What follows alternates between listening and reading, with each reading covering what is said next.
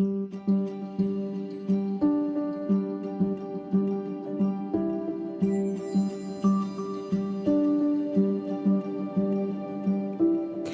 you ever experienced a God wink? You know, the kind of experience you know without a shadow of a doubt that God stepped in and gave you a big old wink from heaven. I'm your host, Cyndee Sparre, broadcasting from Office Evolution in Troy, Michigan. I am a firm believer that there is power in sharing God wink stories. Think of it as a way for people to shine their light on Jesus, one wink at a time. In Matthew 5:14, it says, "You are the light of the world. A city set on a hill cannot be hidden. Nor do people light a lamp and put it under a basket, but on a stand, and it gives light to all in the house. In the same way, let your light shine before others, so that they may see your good works and give glory to your Father who is in heaven." Welcome back, Godwink listeners, to the Godwink podcast. I'm your host, Cyndee Sparre here.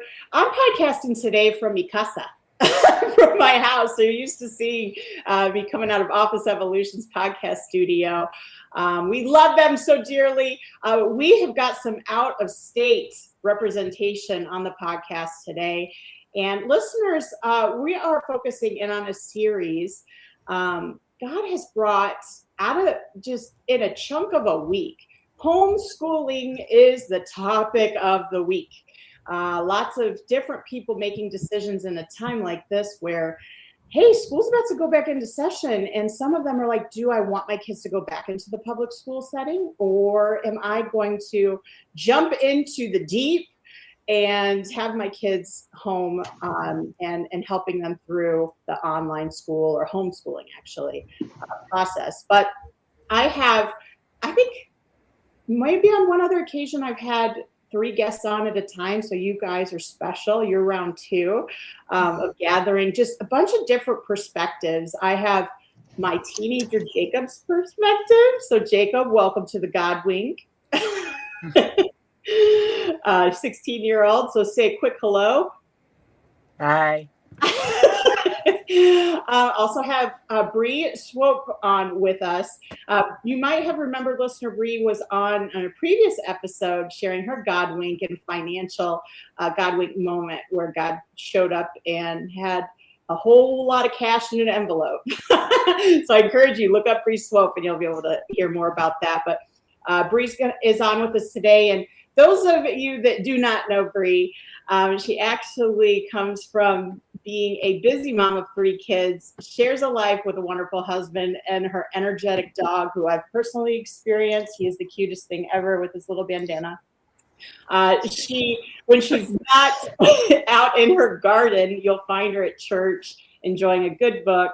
She's cooking up new recipes, or she's biking around with the family. Actually, just recently, coming back from Indianapolis for a family vacation, right, Bree? Yeah, we just got back yesterday. Fun things with the fam. So she'll share a little bit about her organization to Breaking Bread, which is super inspiring how that ministry is impacting and set forth to impact food pantries and helping people that are in poverty. So welcome, Bree, to the podcast. Thanks, Cyndee. Glad to be here. And then last but not least, I wanted to introduce Ashley. So Ashley Carlton is a life skills and confidence mentor for teen girls. She's helping them develop the boundaries, identity, and real world skills they need to step into adulthood and be prepared and confident. With the background in business operations, leadership, and community impact, Ashley's known for her ability to turn practical life skills into powerful, life-changing growth for young women. She's passionate about early empowerment, and Ashley's mission is to help girls find their voice, build self-respect, and become capable, confident young women before the world tells them who they are. Dang. Yeah, I'm sure you have quite the God wink story to tell that brought you to that moment of being used by the Lord, right, Ashley? Oh yeah, it's been a long time in the making, but it's something that's been stirring in my heart for lots of years, and I'm super excited to be able to just start giving back and providing and helping the girls like I needed when I was younger. Oh, thank goodness you went through it, so pay it forward and help others, right, in the process. Absolutely. Yeah, no, that's exactly what it is too. All the things I learned, I feel obligated that I need to give it back. I need to feed back in and help so that they're farther ahead. And then the way that social media is today, and I don't know that parents always know everything, know what to do. And so being able to have somebody jump in and help is never a waste of time, right? Absolutely not. Mhm. Well, Ashley, would you lead us through your God wink story and what kind of disseminate it from there and how we can relate to what had happened? Yeah, so with the coaching and my biggest God wink, the first one, I have a couple, but the first one, the biggest, I think, was when I was a teen. I did a lot of action or activity with the church, and I was involved in Girl Scouts, and I did a lot, looked great, but I didn't have the morals and the values and really the God foundation as a teen. And so my innocent little self was going to hanging out with a whole bunch of people who I thought were also innocent. And I got pulled in a lot of directions where I definitely shouldn't have gone, and I shouldn't have given in as easily. And so if I had more of a structure and a foundation then it wouldn't have been as rocky of a journey. And so it did take me a long time to build those skills and develop those habits. And luckily God brought me to my husband who has very strong morals and very strong values. And so I was able to move forward with that. And so the big God wink is when I then became a Girl Scout leader myself and was like, I need to use all of the things that I've learned, all the things that I needed, and start giving back to these girls. And how do I develop a teen coaching program? And how do I, instead of just lecturing to them, it's more of a mentorship and interactive, because I'm not going to be just another teacher lecturing, skills, and they're not going to be able to adopt and really use the skills unless we kind of talk through usage and implementation and stuff. And so I feel like that, even though it was a really rocky and rough journey for me as a teen, you can pull it into being a God wink because of the skills and all of the things that I've developed and learned to be able to give back and to help those girls and show up for them. And so that for me is huge. And then so that was 20 years ago. I was a teen. What were some rocky journeys that you went through when you were younger? So it was a lot of I would call it abuse, emotional. There was a lot of men and boys that targeted me, and I didn't have the confidence or I would say foundation to say no. I was worried they wouldn't like me, or that they would be mean to me, or whatever, if I put up any kind of boundaries, because I wasn't as familiar and comfortable with boundaries then. And so I did give in to a lot of that.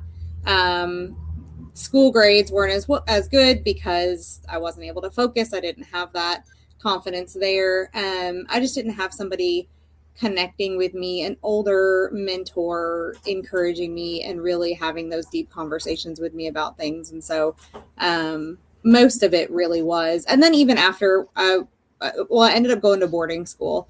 Just because my mom thought I was a troubled teen. So she sent me to a boarding school, and that's where I learned a lot of those values and virtues and boundaries and, self-respect and stuff. And then afterwards, when I was 18, I had to learn about credit and credit cards. I messed up a credit card. I worked a few jobs that I didn't really like because I didn't have somebody really helping me through what jobs would be good to work at. What are my skills? What are my strengths? What am I naturally good at? Like all of these things that even from 16 years old to 22 years old that I was learning, that it would have been, how does your credit score work? How do, you set a budget and work on a budget, all of those things. It really would have been a lot easier for me, and I would have had good friendships. I would have had good relationships, not dated as many guys that weren't good to me, that kind of thing, if I had those foundational skills ahead of time or had somebody helping me through and mentoring me through it. And there's so many decisions you make. You talk about even with jobs and you're kind of figuring out who you are. It's like an identity situation. Jacob's been going kind of through this whole job piece in the past, 3 months or more, Jacob? I left around beginning of May at McDonald's, and I've been looking for a solid job ever since. Yeah. And it's figuring out who you are, though. Like, instead of trying to just do what you think everybody wants you to do or what you think you're supposed to do, it's really slowing down and figuring out who you are, what you like, what kinds of things do you want to do, and finding a place for yourself. Yeah. That doesn't mean just fast food. I was a lifeguard first, and then I was a nanny. There are all kinds of potential options. Like, if you want to help organize stuff for people, go organize stuff for people. If you want to help load things. I was a bookkeeper for 10 years. If you want to count numbers and look at numbers and figure out how all that works, you could teach yourself and do any of the things, whatever it is that you're good at. Yeah. Anything. What's your super skill set, Jacob? I mean, I kind of found what I really like through door dashing and just like finding items in grocery stores for people and like just delivering to people. The freedom of it, but still helping people. Mm-hmm. Yeah, I can see that. And he is a genius when it comes to technology. Oh, yeah, that's good. So if something broke, my husband said last night while he was fixing the Wi-Fi, he goes, "We're doomed when he leaves this house." It's like you have to get on video with him later and be like, "This is what it looks like. What button do I push?" He was fixing the ring, and he's like, "What are we going to do when he leaves?" He's like, "We don't have a clue what we're doing." Yeah. I remember doing that for my grandma. She'd call me and be like, "My printer's not working," and I'd have to remember like the menu on the screen and say, "Click this button," or pull it up on my own computer and tell. I remember doing that. And I think that people would be more apt. I mean, I feel like the older generations, like, go to the workforce, go be a bagger, whatever you can do at your age, right? Well, 16 opens up a little bit, and then 18 really opens up. And it's like, are they really finding what they love and what, you know what I mean? Or are they just following suit of what the rest of maybe society tells them to do? Yeah. What robot am I supposed to jump into, or can I create my own and be my own person? I mean, honestly, Jacob, you could do some kind of technology for older people. Like, who are the people who have companies that are older people where you can easily jump in and be a tech with them, or, you know, be on their IT department or whatever. Like, if that's what you like doing, you grew up in the industry, you know it even more than I do because you've been around it more naturally. So, yeah. Yeah. Well, Ashley, you said you had another Godwink story. Was that right? Yeah. So, do you want me to dig into it? Sure. And it's very recent. And so, okay, I was working for Intuit and QuickBooks for 3 years, a while. Made a lot of money there, more than I'd ever made, just because I had part-time jobs before and everything. Nothing was ever really full-time. This was a sales position, so I had commission on top of it. And so I made really good money, and it kind of fit. It was one of those that found me, and I had QuickBooks experience, so I kind of fell into it. I was good at it, and interacting with accounting firms, which are a different breed of people on their own. But I was good, but I was let go in February. So like suddenly, abruptly let go. It wasn't hey, if this doesn't change, then blah, blah, blah. There wasn't a performance plan. It was just like, hey, this isn't happening. And then the next day I was let go. So it was a shock. It was a huge change for our income with the household. I was working remote, so it wasn't in an office or anything. I was already working from home. And I need a work from home position because to put 3 children in daycare over the summer is about $1,200 a month, at least. So, yeah. So, then we were trying to figure out what my next step was. And I was already working on this coaching and developing the coaching program. So that was what I was going to eventually move into, but it hadn't kicked up yet. With that termination, the bills, like we would get a check-in, a roof claim. We had a hail damage roof claim in 2018. How long ago was that? That was like 8 years ago, right? And we had a hail damage roof claim that I was like, hey, can y'all come inspect it? It's finished. Can y'all come inspect it? It's finished. And nobody was calling me. Nobody was setting up this inspection. And I just kept calling the mortgage company. And then one day we got a check in the mail for $1,600 after I was let go. It was just randomly mailed to us. Nobody said, okay, we give up. We're done trying to get somebody out there. You're good. Nobody, on the letter, it said final payment. And so then I called them and was like, is this for real? And they're like, yeah, we just closed it out after 8 years. And immediately after I was let go, crazy. So they were like, here, pay your bills. You were just let go, right? God just dropped the check in your mailbox. And then other things, like I didn't even realize that I had stock built up at work. And so it was probably like $3,000 in the stock. I don't even know what it was called because I don't know anything about it. And I really expected it to be pulled back out of my account when I was let go. I didn't think they were really giving me money, Yeah.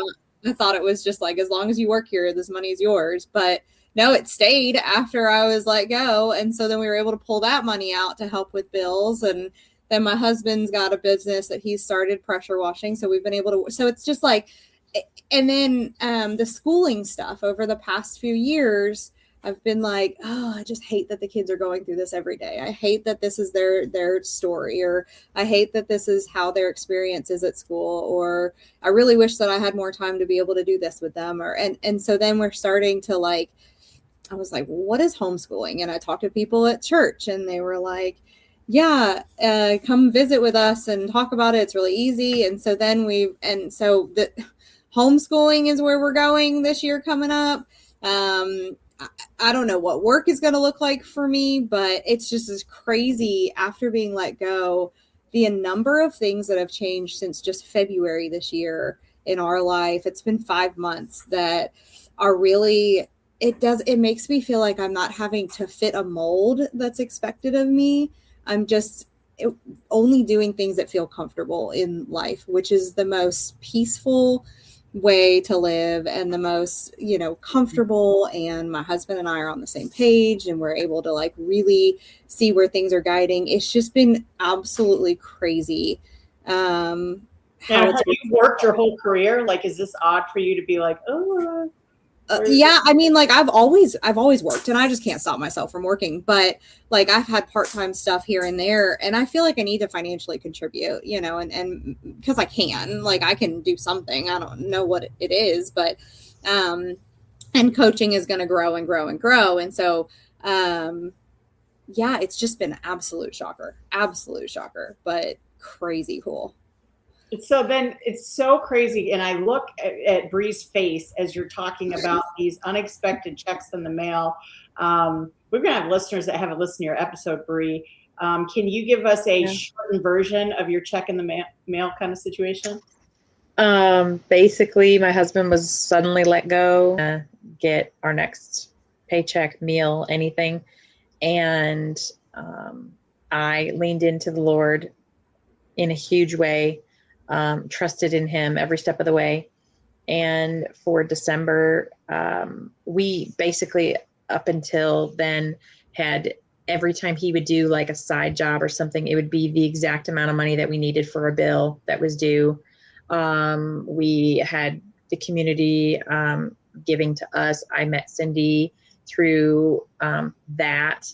And she had told me about a prayer board that she had. So I decided to make a prayer board for my family. And right around Thanksgiving, I told my husband, we need $5,000 for the month of December to pay all of our bills. And that's the mortgage and everything. That's not including Christmas. That's just to be able to stay in our home and feed our kids bare minimum. And he said, well, that's not going to happen. I don't know how that's going to happen. That's impossible. And I said, well, I put it on the prayer board, so we'll see. And December 1st, someone at church gave him an envelope with $5,000 in cash in it and told him to open it up later, and gave him this envelope at the end of service. He was putting his coat on. And I stayed at church to help decorate for the Christmas decorations with my youngest son, Tobin, and who was 5 or 6 at the time. And my husband called me and was like, did you see that I got an envelope before I left church? And I said, yeah, I think someone handed you something, did they? And he said, yeah. He goes, there was money in the envelope. And I said, what? I go, okay. And I was expecting maybe a couple $100. A couple of people from church had helped us over the course of the few months. And he said, guess how much money is in the envelope? And I said, don't make me guess. I was like, just tell me, like, what is it? And he goes, what's on your prayer board right now? And I said, and he goes, how much did we need for the month of December? And my eyes bugged out of my head. And I said, $5,000. And he goes, there's $5,000 in cash in this envelope in $100 bills. And I can't even express to you the feelings that were happening. I mean, I burst into tears, number one, but what really hit me was my oldest son, who's 13 now, who's really struggling with his faith and really, really smart and on the spectrum and he has to see, feel, touch things to think it's real. So he's really struggling. He has for a while. And he was probably even more so like, this isn't going to happen. Your prayer board doesn't work, Mom. It's make believe. He's in the background yelling, there's $5,000 in this envelope. I counted it twice. Your prayer board actually worked. And I'm crying and I'm thinking, what kind of testament to my son, right? Like, this didn't just happen because bad things sometimes happen. This was all orchestrated by the Lord for my whole family to get shaken up, to trust in him, to see miracles throughout this whole 4 months. It was 4 short months. It felt like forever. Yeah.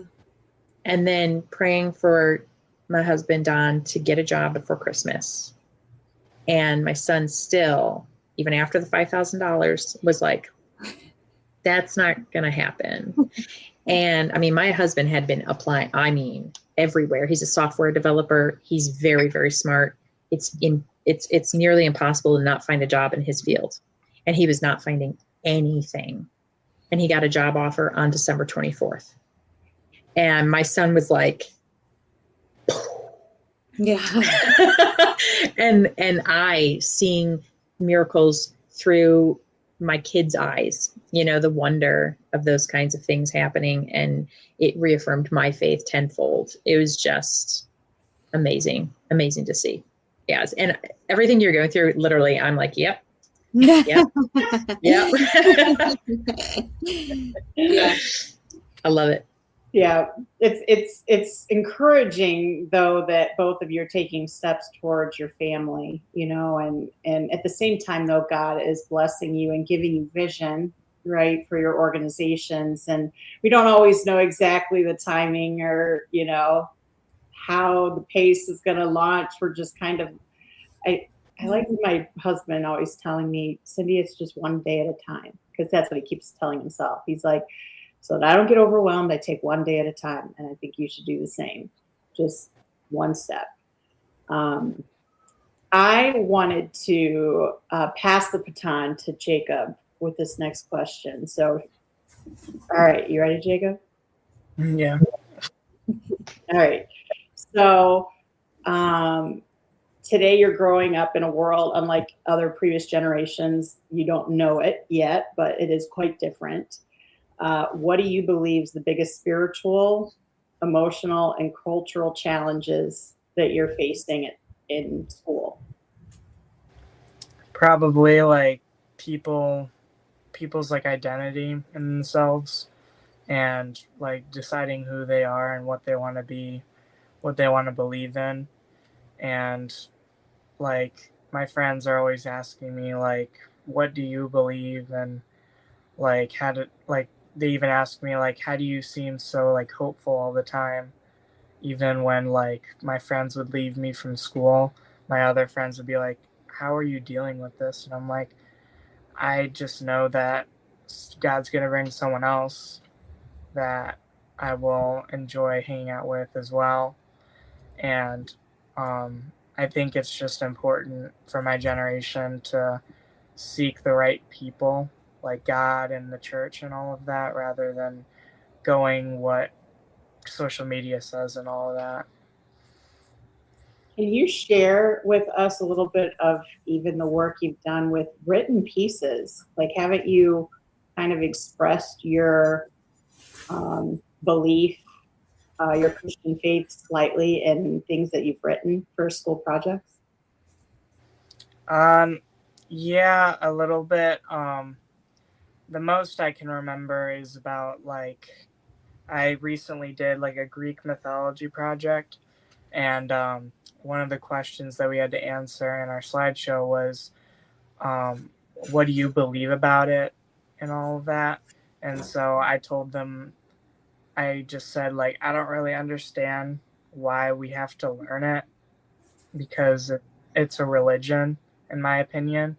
And to all the other people that are having different religions or people that are Christ-centered, like, I didn't really think it was fair that Greek mythology got the hand up in school and it's like a requirement to learn.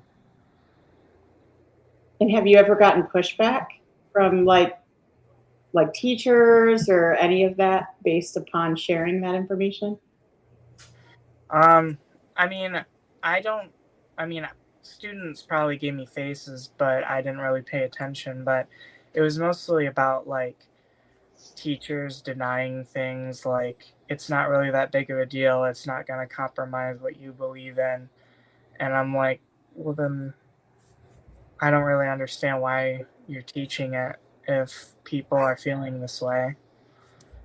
And I just think that it's weird how teachers, like, even they're like the age of you guys and they believe things that even my culture believes sometimes. So I just thought it was kind of sad how even like my teachers are leading some students in the wrong direction.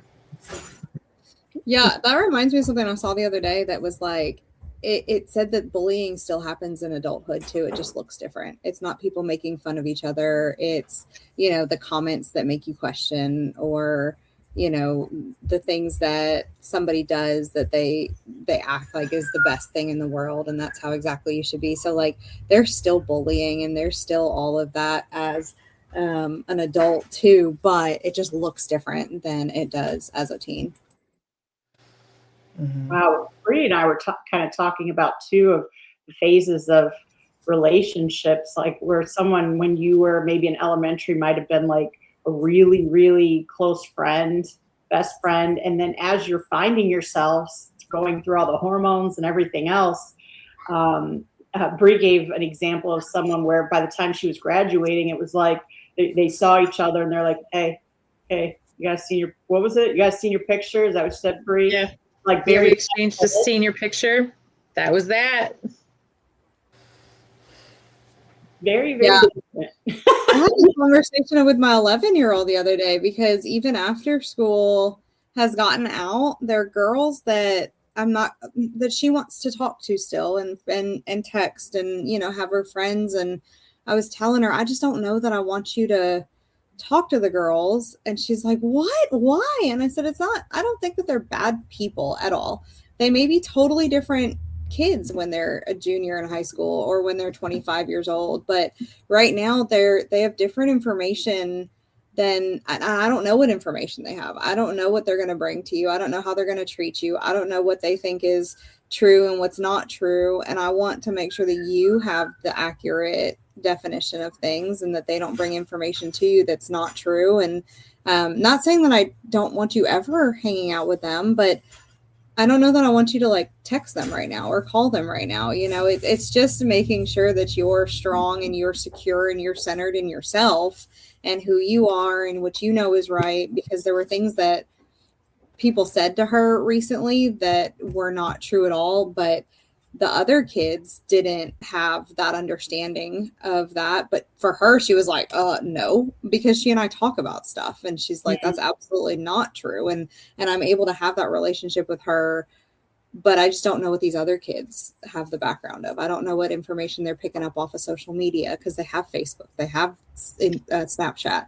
And so they're on these apps, and they don't have discernment at that age on what do I allow in and what do I block, what's right, what's not right. And so all of that exposure is so difficult to navigate in this world, especially at that age when, like, at 16, you have more of a foundation and you've been through enough where you kind of know what to block and what not to block more than you do at 11. And so it's so hard. It is such a hard age. Yeah, I love hearing about the whole keeping an open dialogue too. With your kids is just really important. Jacob had shared with me, and I think I overheard. I think you were talking to one of your friends, Jacob, about, hey, it's so expensive to live on your own, to have an apartment. When we graduate, they were like planning, how about we get an apartment together? Do you care to share that piece of what you kind of said as a response? I mean, it was a while ago. I don't remember a whole lot, but I remember saying, like, we kind of got to move on. You can't really plan that far ahead. Just take one step at a time, because I don't, even being friends and all of that, you don't really move in together, It was a girl too. Yeah. Okay. Yeah. Yeah. And like, you don't know where she's coming from. Like, she has good intentions, and she's a kind of person. And, not everybody you meet in life is going to be perfect all the way around and completely well-rounded, and you believe and do everything that they say. But everybody has great parts to them, and some will help you in different ways, and then some you'll be able to help them. I was talking to a friend of mine recently she's like, I don't know. I feel bad because I don't want her like watching my kid all the time because she's got this going on and this, and I'm not sure that she's but we're great to go to the playground and let the kids meet up and hang out together. And it was something that somebody had said to me, not everybody is the absolute perfect person, but they're all great for different areas. One's great for going out to lunch. One's great for going and watching movies with. One's great for getting the kids together. So just like you're saying, Jacob, like, just because that friend made that recommendation or said, hey, we should do that, doesn't mean that, oh, nope, not hanging out with them anymore because they think this is okay. But, they still have great parts to them. There's just different strengths in different people. Mm-hmm. Mm-hmm. Bree, do you care to share a little bit about what brought you into even considering having your kids do homeschooling and pulling them out of public schools? Take us down that. Yeah. So my oldest, Asher, is really, really intelligent, super good in school, advanced classes, no issues academically at all.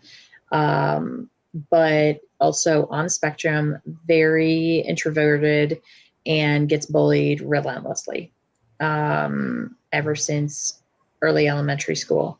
And he's going into 8th grade this fall. And back in, I think, 5th grade, 6th grade, he started asking me, like, what would it look like maybe if I just went to online school at home? And I was very much like, I can't do homeschool. I'm not nearly, mentally, emotionally, or academically prepared to be able to teach my kids, right? They don't want to learn from me. I'm ADHD. They're ADHD. We're just a big mess of a household. And I was like, right. And I was like, that's just going to be a hot mess explosion. Yes. And so I said, I don't know, we'll see, but the bullying kept getting worse. He would come home crying. He would be like, I can't take it anymore. The school wasn't doing anything about it.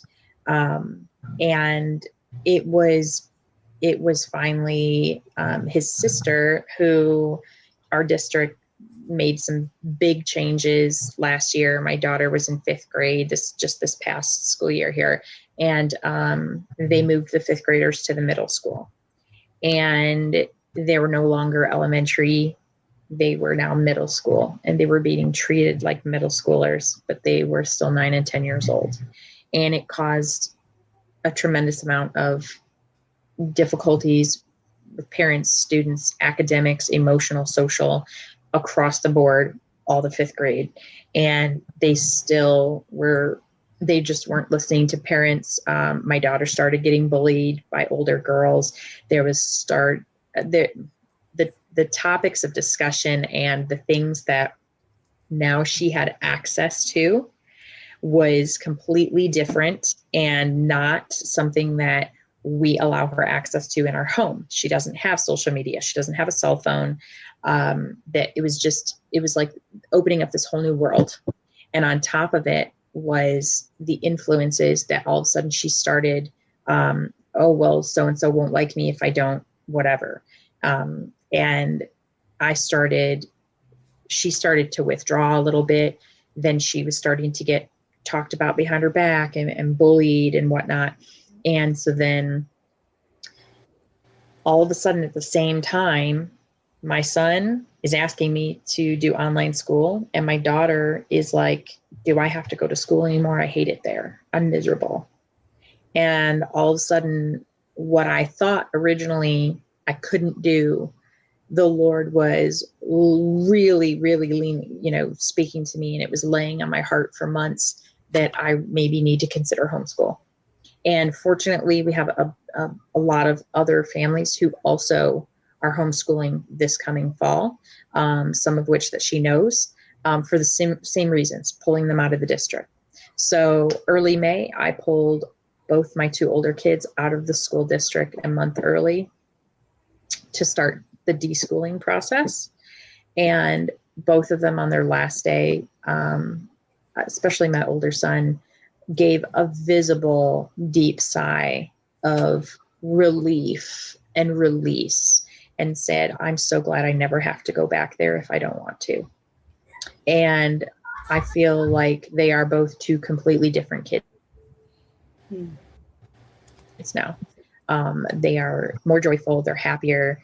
You could just see the weight lifted off. I'm going to finally be able to teach my daughter, who is not academically strong at all, because she's so far behind because of her ADHD. Her brain has to get information in a certain way in order for her to process it.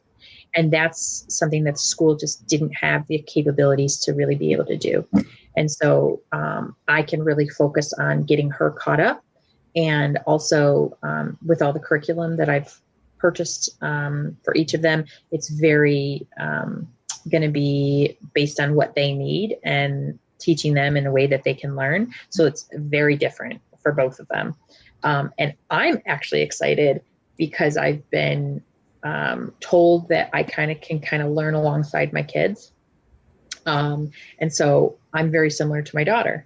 So I'm actually excited because I'm going to maybe learn how to do math, and I'm going to learn all the things that I struggled with. I'm going to be learning alongside her so that I can teach her. And because we are so like-minded, I think it's going to work out really nicely. And so, yeah, it definitely stemmed from, I knew that God is not present in the public schools right now. And if I wanted my kids to ever have a relationship with the Lord, it's just not enough going to church. They need to have more than that. And I need to be able to be present and spend more time with them. And in order to do that, I really need to school them at home. So I'm going to ask a controversial question. Yeah. I would say devil's advocate, but I'm the Godwink podcast. Like, that's a terrible phrase.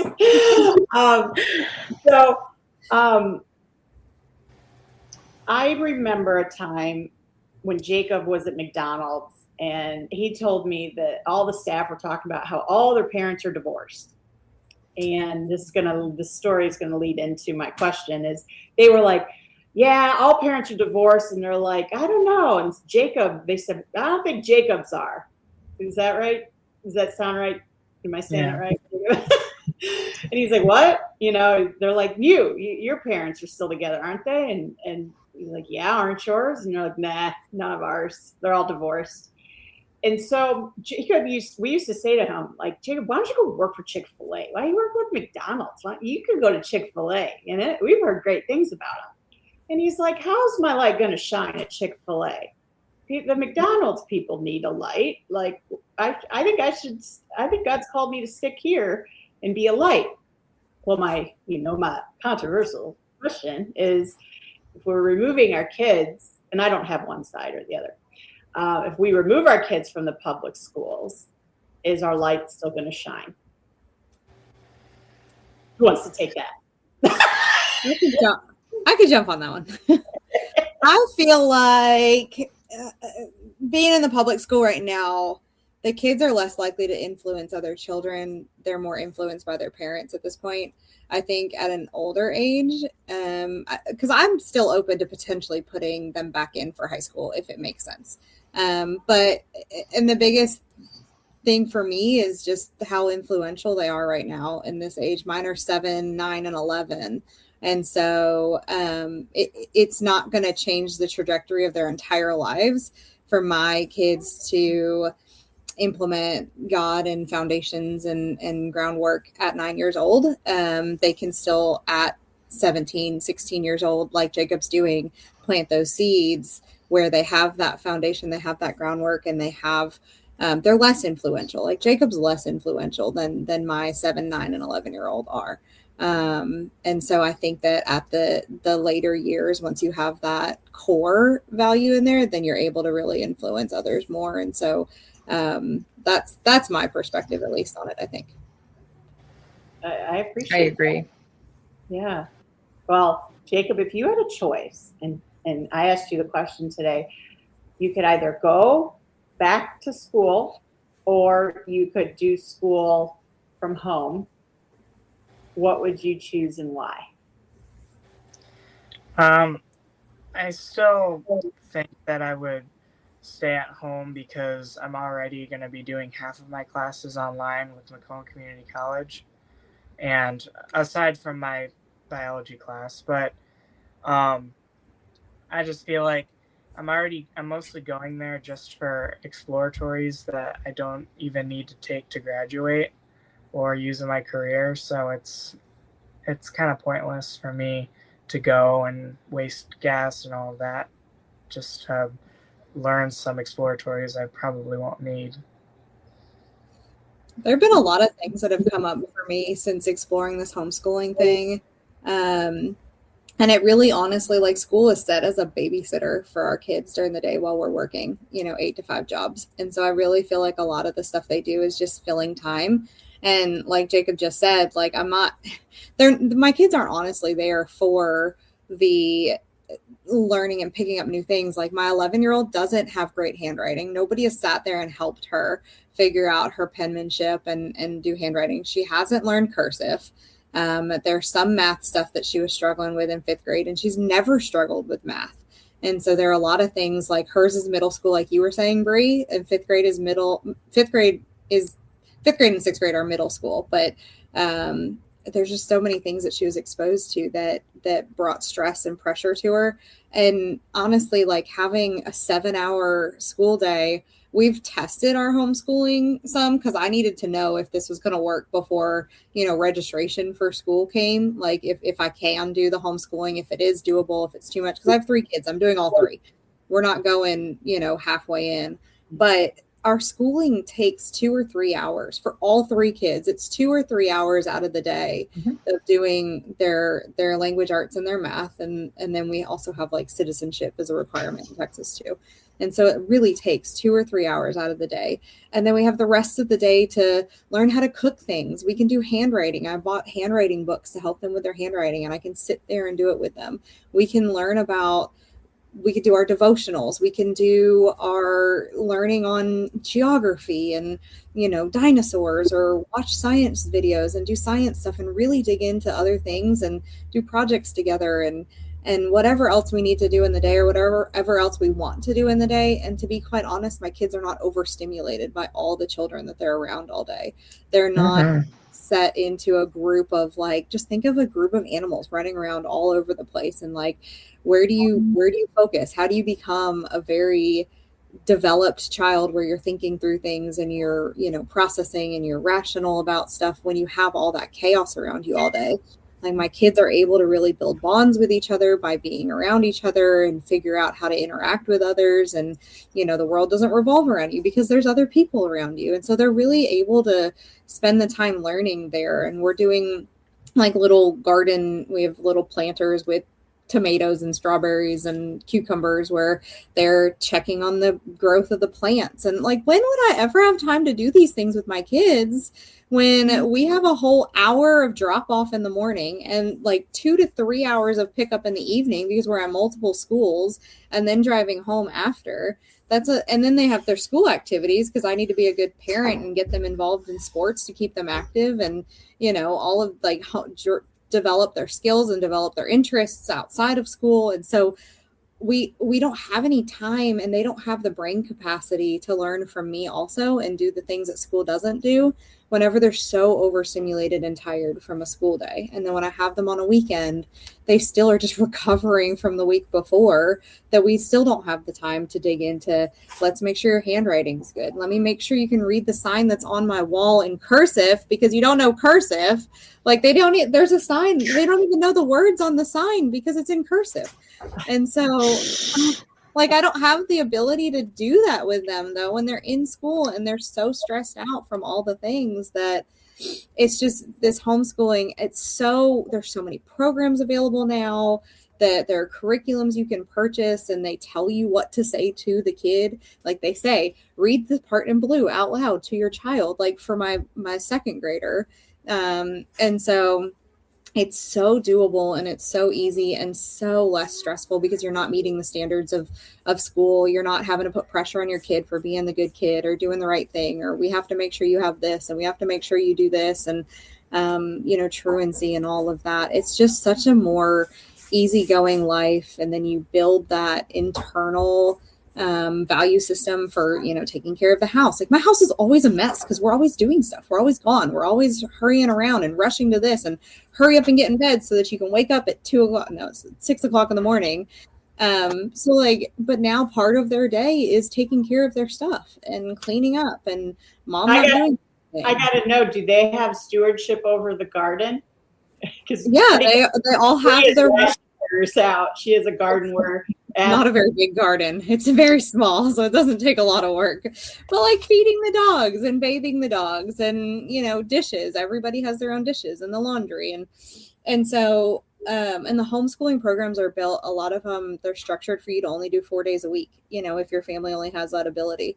So you have that requirement. It's the most peaceful and reassuring thing I've ever experienced. And it's just crazy because you've never thought. We're so used to being in school. We're so used to having to have these standards. We're so used to having to, answer to this, that it's so easy. The kids just need to learn the stuff to be successful in life. They just need to learn the math and the English.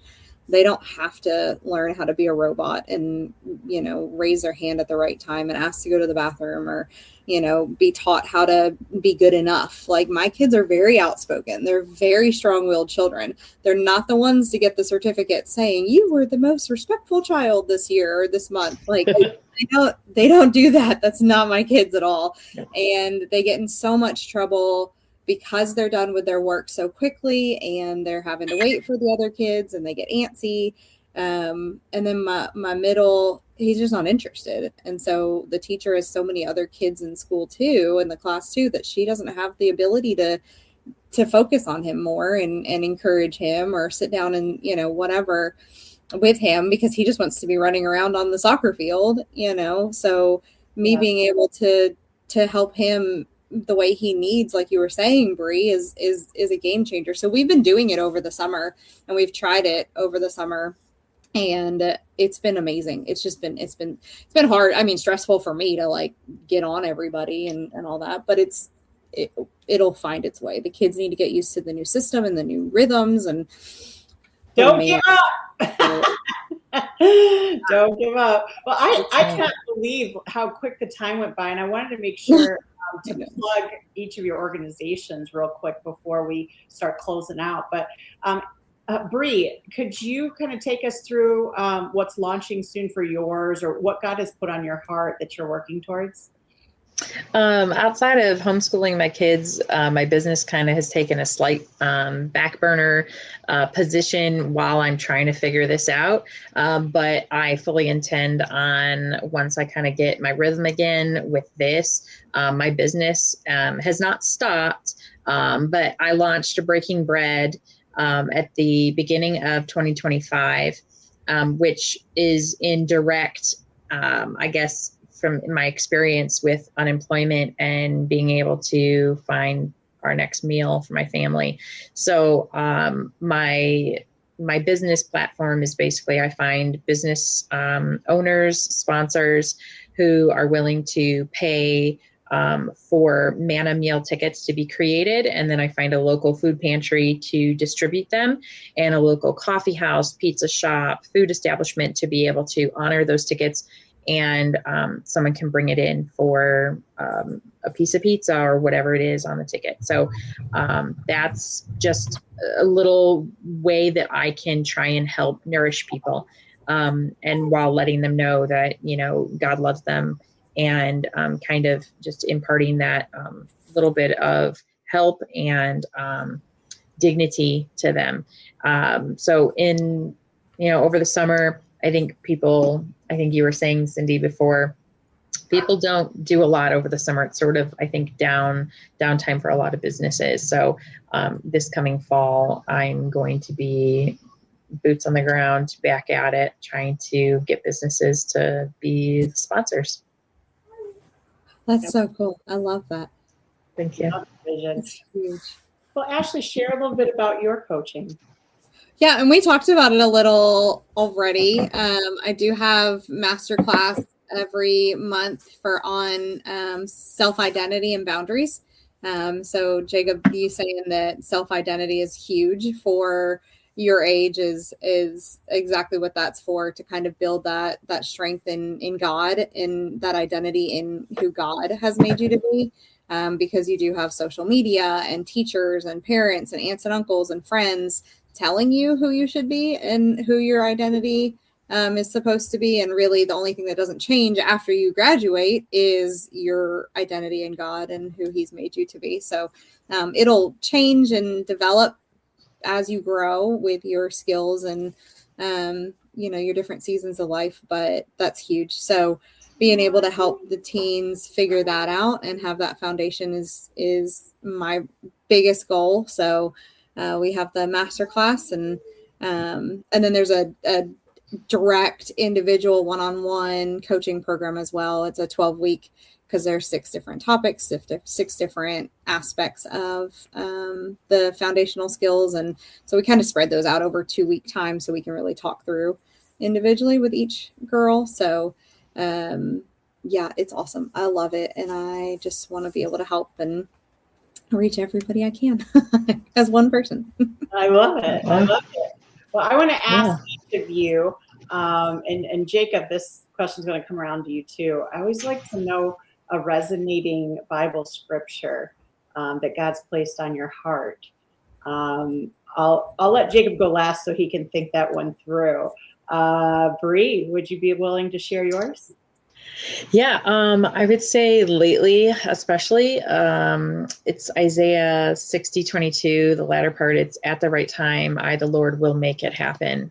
I think that he's teaching me patience through basically every single aspect of my life. And so I feel like, patience is definitely not my strong suit. And so he's on the daily, I feel like. And so that is definitely a verse that, it will happen in time. He will make it happen. I love that. What about you, Ashley? My favorite is Ephesians 2:10. It says, "For we are God's handiwork, created in Christ Jesus to do good works, which God prepared in advance for us to do." And so that one's huge for me because it's that reassurance of, instead of you taking on the pressure trying to figure out what to do, it's already been, planned ahead of time. Just be patient, just be open, and go the path that was developed for you. And that encouragement too, that we are God's handiwork. That's that positive encouragement that we were created for good works, to do good things. That's that reassuring promise as well. So that one just hit in so many different ways for me. I love that one. Oh, I do. That's beautiful. All right, Jacob, you got one? Yes. I don't have the exact verse that it's from, but I remember hearing it from different songs in church and stuff. I believe it says, "Love the Lord your God with all your heart, soul, and mind." And I've just been resonating with that because it's just I really noticed that I need to have God more on my mind throughout the day, and not just when I'm at church or when I'm at some Christian event, but just to have him around even in dark places. That's what helps shine your light. Like when you're door dashing. I'm running the line. Move your car. Oh my goodness. Well, listeners, want you to know that we will have in the show notes ways that you can connect with Bree and Ashley. So if you are interested in hearing more about Breaking Bread, you'd like to learn more about Ashley's coaching for teens, please check out the show notes so that you can get connected there and learn more about their organizations. Other than that, my guys listening in, that closes out our God winks, I should say, today. If you have a God wink yourself, we would love to hear about it. We have an easy way that you can share your God wink stories through the godwinkpodcast.com. So please click within the show notes if you do have a story, or if today's episode resonates with you. I always encourage our listeners to share it. Maybe you know of somebody that's considering homeschooling. Maybe you know of somebody that has a team that could use some support and some resources. Or maybe you would like to be a person that contributes to Breaking Bread and really helping give dignity back to those that are going through poverty. There are so many food pantries out there that could use these man and meal tickets to hand out. So I encourage you to connect with Bree on that. So without further ado, guys, thanks so much for listening in on today's God Wink. God bless. I want to give a big thank you to Office Evolution Troy for providing their podcast studio for us this afternoon to record. If you have any questions or you would like to book your own time in their podcast studio, give them a call at 586-788-9966. If today's God Wink story really hit home with you, we would love to hear about it through the God Wink community on Facebook. If you know of someone that needs to hear today's God Wink story, show them some love and tag them on the God Wink podcast. You never know how a God Wink story might change their day around for the better. If you or someone you know has a God Wink story that the world needs to hear, we want to hear it. Simply click the link within the podcast notes to send in your God Wink story. Until next time, remember, God's got you. Wink, wink.